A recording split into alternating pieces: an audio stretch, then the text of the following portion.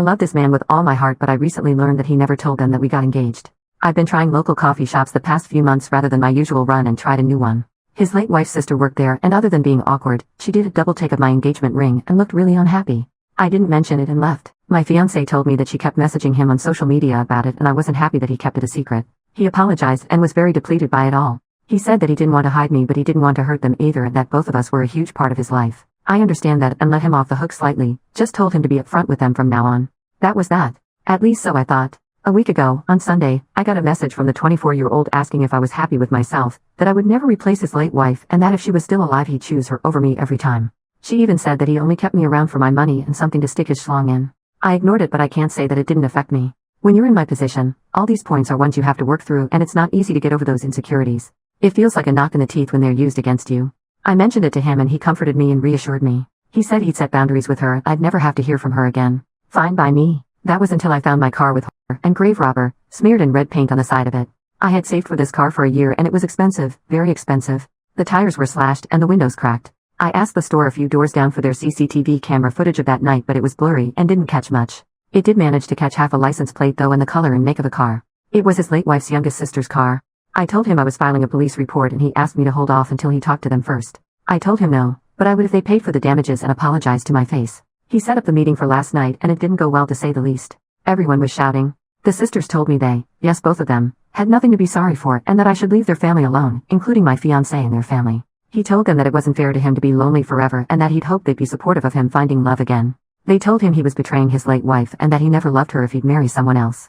They didn't have a problem with him having a new girlfriend because he'd realized she was the only one for him and get tired of me. Now that hadn't happened, they were putting their foot down. The youngest told him to tell me that they were right and that he'd never love anyone like his late wife. My fiancé broke down at the table. I picked him up and made us leave. I told them I'd be filing a report and suing for damages, and the next time they saw us would be in court. When we got back and calmed down, I gave him an ultimatum. Either he cuts contact or we call off the wedding and go our separate ways. I wasn't going to live my life with this harassment and someday subject my children to their bullying. He said they would never bully a child, but I shot him down and said he didn't expect any of this either. He called their father, who was fairly chill about it all but still defending his daughters. They say I shouldn't control him and that I'm horrible for cutting them off. I don't know what to do. I can't live like this, and I don't think I should have to just because we're getting married. Small update to clear some things up before I have a discussion with my fiancé either later today or tomorrow about my ultimatum. I didn't sleep at all yesterday or the night before, for obvious reasons. There's a ding on my phone at least once an hour from them saying one thing or another, mainly the 19-year-old, and I don't know what they've told people, but I've got a message from one of their uncles and grandparents calling me horrible stuff too.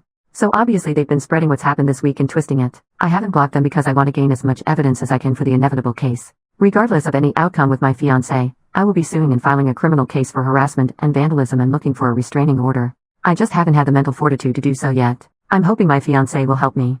I haven't spoken to my fiancé since the argument at the table, other than to tell him they go or I do.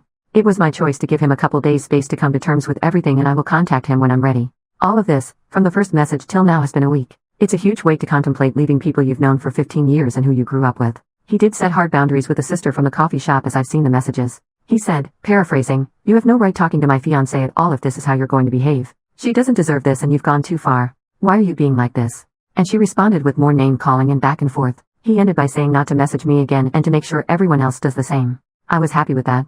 At this point only one person in that family had an issue, to my knowledge, so it was silly to have him cut all of them off. It may not be enough for some, but it was enough for me to feel safe and comfortable. For those saying he needs therapy and counseling, he's already getting it. He's been getting it since before we even started dating after an incident at work. I don't know about any of their family though.